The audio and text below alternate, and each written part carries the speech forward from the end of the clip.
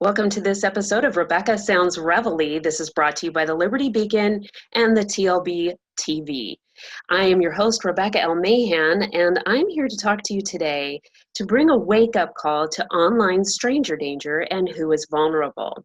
Many of us have heard a number of headlines over the last several years of different things that have been happening, from identity theft to predators to a number of different vulnerabilities and a lot of different victimizations. And so I want to talk to you today about who is vulnerable and what you can do to protect yourself and your family. But first, we need to identify who is actually vulnerable. So let's think about it for a second. How many, including yourself, people do you know that utilize the internet, whether it is from a laptop, a personal computer at home, a smartphone, or any other devices now that allow you to get on the net? Most of the time we can think now that it's not just ourselves, it's our family members, it's our children, it's our neighbors, it's happening in schools, it's everywhere. And I'm going to tell you, there's more to come. Technology just develops over and over and over again and expands, and it's something to be excited about. But as, well, we begin to emerge onto new, bigger and better things, we also need to know what we need to do to keep our personal information, our privacy, and ourselves protected from those who are predatoring in a number of different fashions. And I'm going to talk to you today about some of the headlines that I've recently discovered. Some may be old news to you, but they may be something that someone you know hasn't quite heard of yet. But you all need to be aware of what's going on. And I'm going to tell you, I've talked many, many times on radio shows in the past. I've taught it while a police officer. I share it with my friends, my family, people that I meet.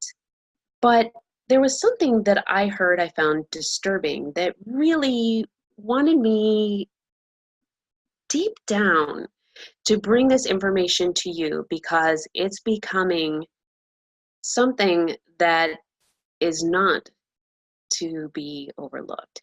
So let's talk for a minute. You have your parents, your friends, family members, your children, there's companies, potential employers, which is a big one. Many of us fail to realize that potential employers are taking a look at our social media accounts. They're taking a look at what we may have even been thought to have been deleted posts. They're still there. Anything that is typed into your computer on your phone, whether you think it's deleted or not, well, it's still there. And not only do you think that it's not there, it's still on your hard drive, and, well, it's in the archives that the internet has. Yes, there's an internet archives, and not only that, but hackers and those that utilize malicious software and such are even taking an opportunity to get your keystrokes. So nothing that you put down from your hand to the keyboard is safe. So let's talk about the best way we can to protect ourselves. So as I was saying, no one is really safe. We have to use the best way to protect ourselves in the best methods possible. But let's talk for a minute about what kind of other devices besides what I've mentioned can be a potential problem. How about anything that has Bluetooth, Wi-Fi, routers? Well, here's the disturbing thing that really caught my attention, and that is the Wi-Fi toys that are hitting the markets right now. And maybe some of them have already been there. They just haven't quite been looked at tough enough. What is happening with that? And is it really that big of a problem? Well, I've got to tell you it is. It is a huge problem. And why? Why is it a huge problem? Well, because our children are using the toys. They may not be monitored. You usually let our children play with their toys, whether it's in their room, at a daycare center, their friend's house. And well, these Wi-Fi and Bluetooth connected devices are giving predators and hackers an opportunity to gain insight and actually even talk to the child that's on the other side of the toy. Is this something you think safe? I don't think it is. And we're going to go on to talk a little bit more about that here in just a second.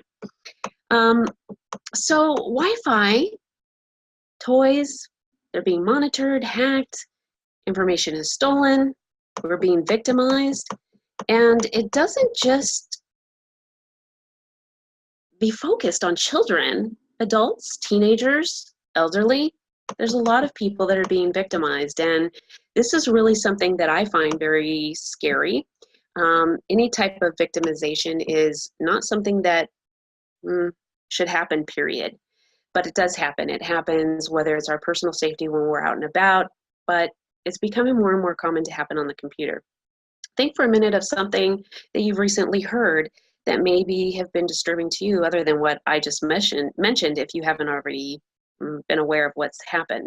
Well, let's talk for a minute about identity theft, because I think, well, this is something that many of us have heard time and time again about, and we really think that, well, if I don't, keep my passwords on my computers or something like that, well, I'm safe. Or if I don't give out certain information, I'm safe.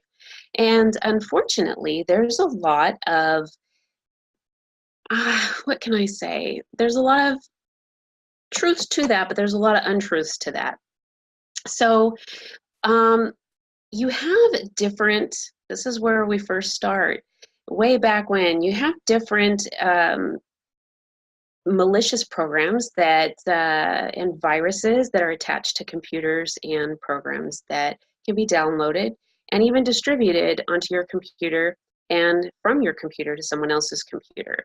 And these particular programs can do a number of different things. And yes, there are companies out there that they are aware of different viruses or programs, and so they have a program available for you to install on your computer that will sort of quarantine these particular threats. And the challenge with that is that's great for the threats that are already known, but what about the ones that aren't? And as I said in the very beginning, there are more and more things with technology that are emerging, and so that means there's going to be additional viruses, malware, that kind of thing happening. And we've got to really take a stand to protect ourselves and our families. So these particular security and virus protection programs are absolutely great, but one of the best ways that you can utilize a program like that is someone that is doing all the time monitoring, and that it's not something that you have checked 6 months ago, 30 days ago, or 2 days ago, but if there's a threat happening, and whether it is on your computer or in the social media realm, that you can be notified or alerted, and you can address the situation from there. So again, villains are out there, and they're going to continue to develop something to override or circumvent a protection that has been put in place. So it is kind of up to us to know what's going on with us and with our children. Unwittingly, though, I'm going to tell you, and yes, even I have done this as well, but unless you read every single privacy policy, every term of agreement on every single website you go to, prior to typing any personal information, you have more than likely allowed that site to not only retain your information, but put cookies on your computer, pass the information on to a third-party company or companies, And well, those third-party companies, they can sell your information. Were you aware of that? Yes, when we sign, click on it that says we've signed, we've read and agreed to these terms. If we haven't read it, it's very possible that our information is being put out to and distributed to places, to people that really shouldn't have our information. A lot of times, the terms of service and the privacy policy are pretty standard. A lot of times they say that they will use non-identifying information so that they can share with third parties things like your buying history, so that they can then put together targeted ads to send to you while you're surfing the net. Okay, and follow me here for a second, and then hope that you click on it and they obtain a purchase from you. But here's something very interesting. What if you are surfing online, you're making purchases or thinking about making a purchase for something for your child, say for the holiday, and you don't want them to know? Or maybe you're searching online for things that you generally wouldn't want someone under the age of 18 years old to see. And then you let that person utilize your computer so that they can surf the web, I don't know, for something very, very non-threatening, simple, fun, games, any of those things. And then there's these targeted ads that are coming on that they shouldn't be exposed to. Yes, this is actually happening, and we are allowing things to be presented to our children that absolutely shouldn't be there. So we do this unwittingly every time we click, I've read these terms and agreement, I've read the policy, and you haven't done so. And not every one of them is going to have the same exact information that they're going to pass along or obtain and retain, but nonetheless, you really don't know, not until you've read it. And a lot of times, often, even if there's stuff that we don't necessarily agree with, because we want to use the services of that particular website, we agree to it anyway. Isn't that an interesting thought? So how much information are we unwittingly or nonchalantly giving away? This is something we really, really need to be aware of. And I'm not saying that you should make time to read every single one, although it's still considered a contract. You really need to peruse through that, and you need to kind of have an idea of what's going on. Not only that, okay, so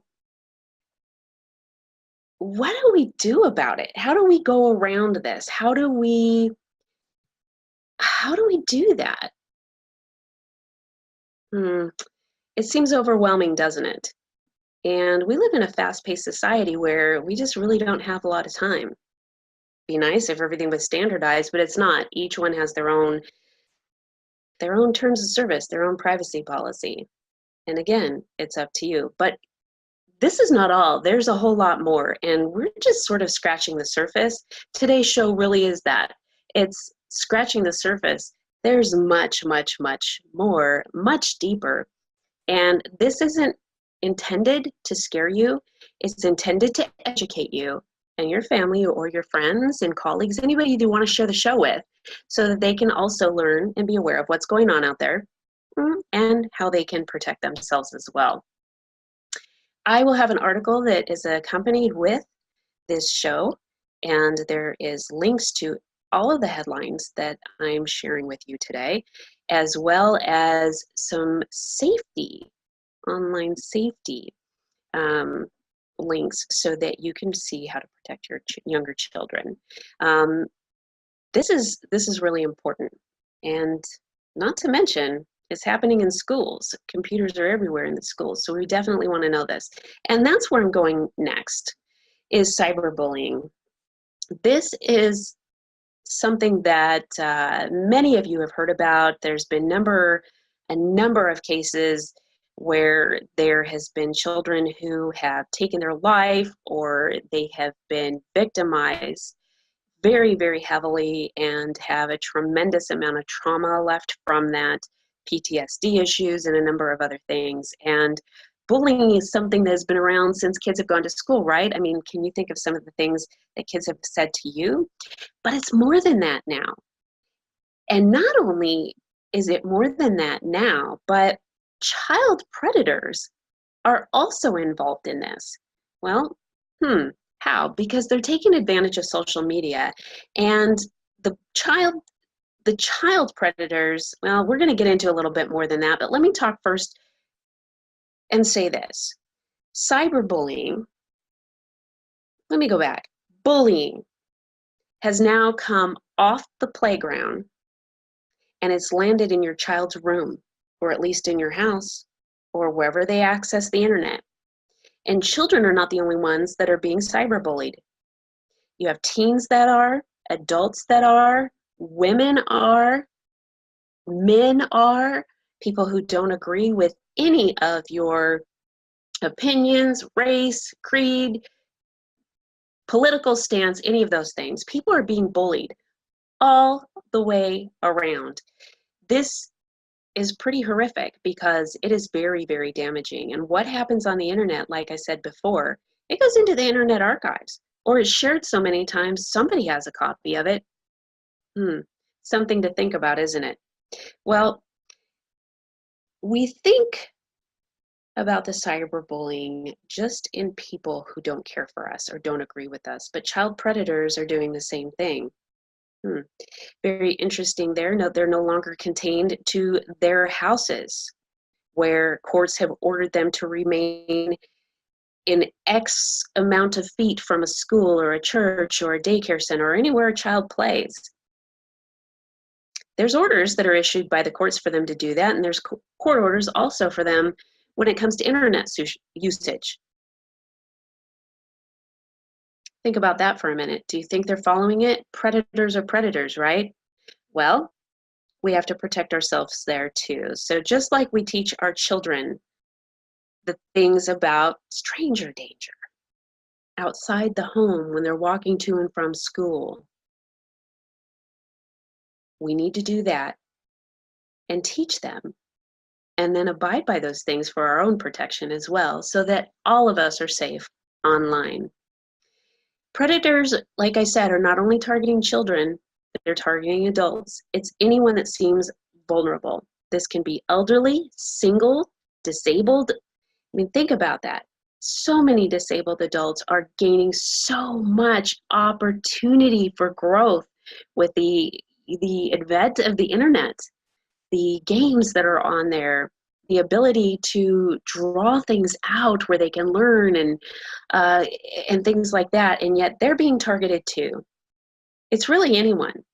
And so if you think about just the information you alone look at online, from your bank account to your medical records, social media to online shopping, the information that you yourself post in different areas on social media, how easy is it for you or one of your friends to piece together what's going on in your life? If it is easy for your friends, for your family, think about how easy it is for somebody who studies internet, social posting, and monitoring all the time.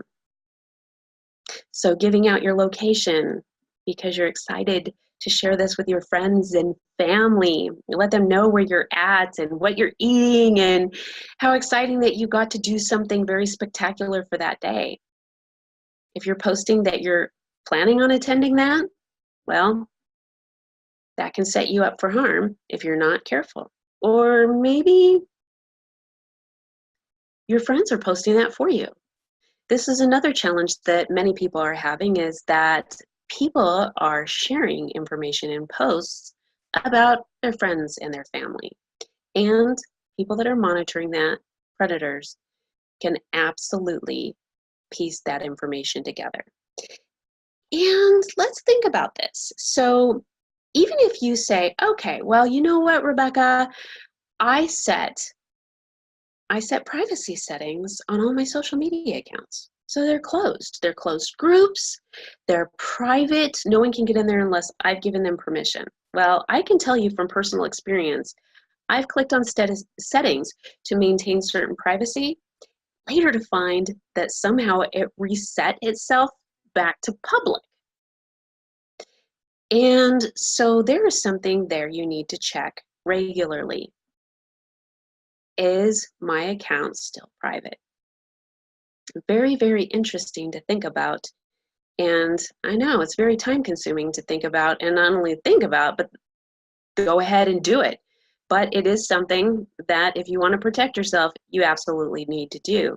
Something else to think about when you're posting photographs is that if you're posting them from anything digital, specifically phones, cell phones, then usually a location is embedded in that picture somewhere. And so someone with the right knowledge can actually go in and figure out the location of where that picture was taken. And if it's somewhere you frequent, well, that could be a place where they can target you. So different things that you can do is make sure that your settings on your digital cameras or anything that's going to record a location is set to off. And especially if you're going to take a picture. But if it is, and you were not able to turn it off prior, well, maybe delay posting that picture away from the time of period that you were at that location, so that, especially if it's somewhere that you don't normally go. And if it's somewhere that you frequent, well, there may be some other ideas that you might want to share with our viewers, and feel free to go ahead and send in your tips, your comments, and your questions. But there's more. I'm not done yet. This is exciting times, though, living in a digital world, and my understanding is that there's going to be a whole lot more things to come. Like I said, there's things that are emerging now, but there is a number of methods that we can do to protect ourselves from a number of different scenarios. And the best thing that you can do is start thinking about those things. When the headlines appear, think about, okay, if this was something that could happen to me, what can I do to prevent it? And think about the information that you learn, or about the particular headline, the article, the scenario that you uncover. Think about where there was sort of a hole in their personal protection. And is it something that you yourself can prevent? I think it is.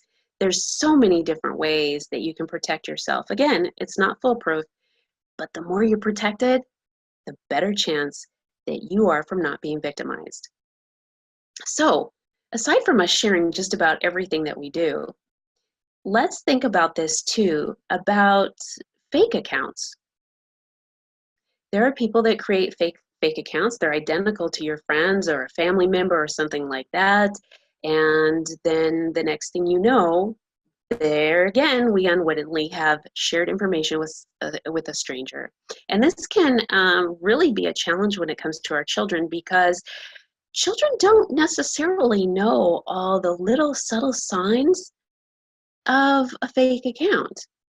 What can they be? Well, they can be language that is not quite right in the way that you normally converse. So, for example, not correct English. It can also, if you're normally, jotting these small little words that communicate, but yet these are full sentences, that might be another thing too. How about the country location? Is there something different on the account? Is the height different? We need to look at the accounts. We need to look at the posts that they share and make sure that the person that we're communicating with is the person we think it is, not a fake account. So here are some of the headlines that I have found that were very interesting. And one of the last ones is going to be the one that really prompted me today to share this information with you. But here is one of the headlines. Your Facebook likes can tell advertisers if you're an introvert or extrovert. Think about that one for a minute. So depending on what you like from someone else's post, someone can identify the type of personality you have. Outgoing, if you're introverted. Why is this something you need to know?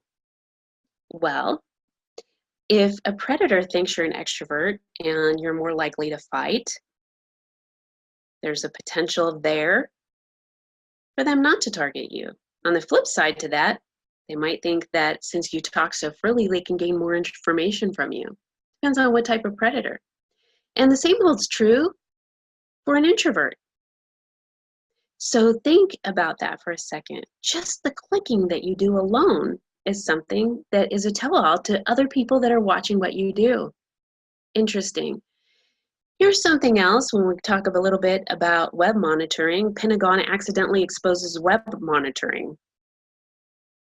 So, for those of you who thought, well, is Big Brother watching? I think just about everywhere in the cyber world is watching. Whether it's another country or our own, we're all being watched for some particular reason. And most of the time, yeah, that kind of thing is for protection of some kind of a threat, right? Or is it? You'll need to do your own research to answer that question.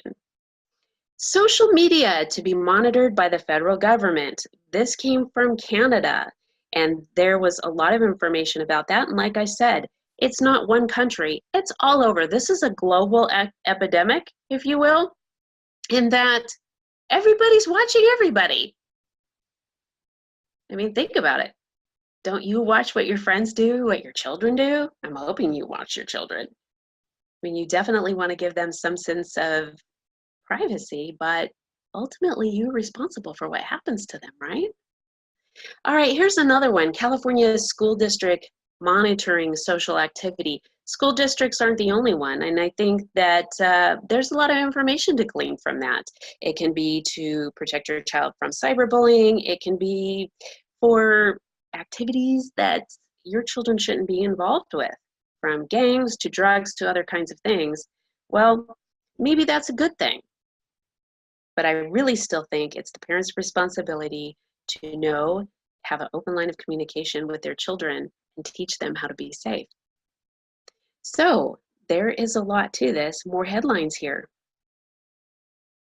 Ben Bernanke victimized of identity theft ring. This doesn't just happen to the little guy. It doesn't just happen to the big guy. It happens to everybody. Everybody can be a victim of identity theft. And when this happens, it is very damaging. And yes, there are a number of things that you can do. And that is making sure that you understand how the credit monitoring bureaus work. And if you think you've been victimized, to let them know so that a fraud alert can be put on your account. But sometimes these things happen prior to anything that, and people are just devastated because their bank accounts have been wiped out, or someone has gotten into trouble utilizing their name. There's a lot going on with identity theft. There's a lot going on with identity theft. In fact, the identity theft in the UK has doubled in more than a year. Right now, with it being close to holiday time, well, guess what's going to happen? Much more of that. And not only that, but you're seeing tons and tons of breaches where you think your information through a credit card agency is secure, right? And then we find out some big chain, supermarket chain or such has been breached, and your information might have been within that. Same thing with emails. Your email host, the email server may have been breached, which compromises your email address. And if you have any personal identifying information in emails, which many of us do, well, there's a potential for you to be victimized in the form of identity theft there as well. Uber, back in the headlines again, reveals cover-up of hacking. There was an effect, excuse me, let me do this again. It reveals cover-up of hack affecting 57 million riders and drivers. I am absolutely blown away by this because many, many people have utilized those services simply because They're more convenient, they're more cost effective, and well, as you know. Okay, so let's continue on identity theft for just a minute. There is another headline. And are you on crack? Well, here's the headline. Here's what you need to know about crack. The worst cyber threat yet. Where does this come from? It comes from one of the credit monitoring bureaus. Yes, it does. Experian. Well, what is crack? And I'm not going to go into a whole lot of detail on it, but let me tell you this. Let's go back to what I mentioned earlier about keystrokes, malicious software, malware, viruses, so on and so forth. Crack stands for key reinstallation attack. You need to know about this. If all the links in the article that accompanies this show, well, make sure you click on that one. But there's more. I'm not even done yet, and I really would like to be, but nope, I'm not. Secret Code is recording every keystroke you make on more than 400 of the most popular websites on the internet. That might be one for you to click on too, but I am going to tell you that when you go there, there is a book that is linked to that shares a ton of information about those sites. Here's another one. And here is what brought me to this show specifically for today's episode. These popular gifts aren't stranger danger proof. It's by Caitlin Alanis, who wrote at the Wichita Eagle. Yes, the link is there, but let me read to you. I'm going to quote her now. And we're not talking professional hackers, the report states. It's easy enough for almost anyone to do. The study found that 4 toys have major vulnerabilities that could allow access to strangers. The Furby Connect, IQ, Intelligent Robot, Toy-Fi Teddy, and the Cloud Pets Cuddly Toy. What's not included in this is Kayla.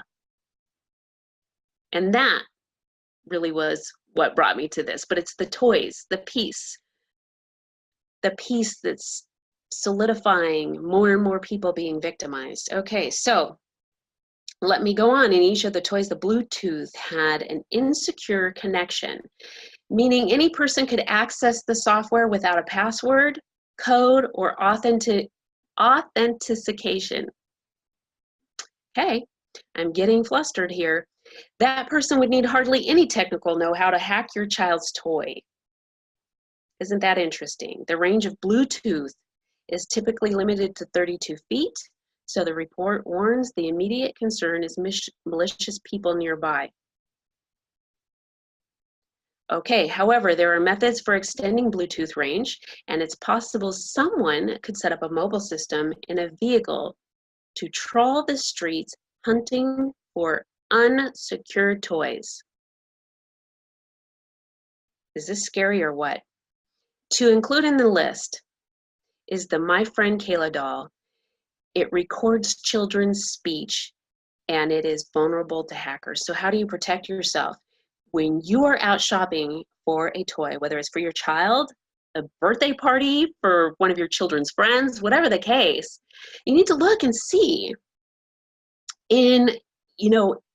prior to purchasing it, if that is going to be something that is vulnerable to anybody.